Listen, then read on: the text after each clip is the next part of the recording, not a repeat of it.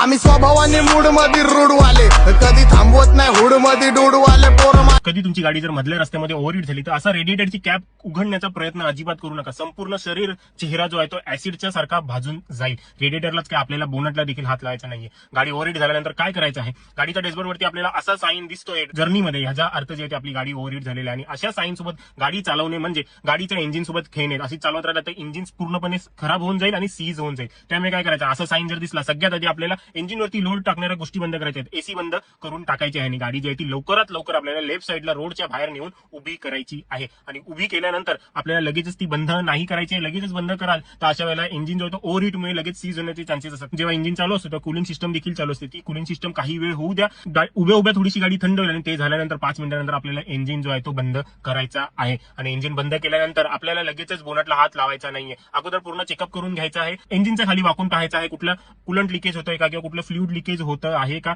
त्यानंतर 10-15 मिनिटांनंतर एक चांगला जाड कपडा घेऊन आपल्याला बोनट ओपन करायचा आहे. आणि बोनट ओपन केल्यानंतर आतमध्ये देखील चेक करून पाहायचं आहे. आणि पुढची प्रोसेस जर तुम्हाला जमेल तरच करायचं आहे. आणि जर नाही जमत आहे तर तुम्ही कशालाच हात लावू नका. रोड साईड असिस्टंटला, सर्व्हिस सेंटरमध्ये फोन करा किंवा गॅरेजमध्ये फोन करा. जर तुम्हाला जमतंय तर अशा वेळेला तुम्हाला रेडिएटर कॅप जी आहे ती हळूहळू एकदम ओपन करायची आहे. कपड्याच्या मदतीने एकदम पटकन ओपन कराल तर पूर्ण आवाज येते बाहेर निघेल, गरम हवा, आणि तुम्ही भाजाल. हळूहळू ओपन कराल तर हळूहळू जी आहे ती निघून 10-15 मिनिटांनंतर. जर कुलंट असेल तर कुलंट त्याच्यामध्ये फिल करू शकता.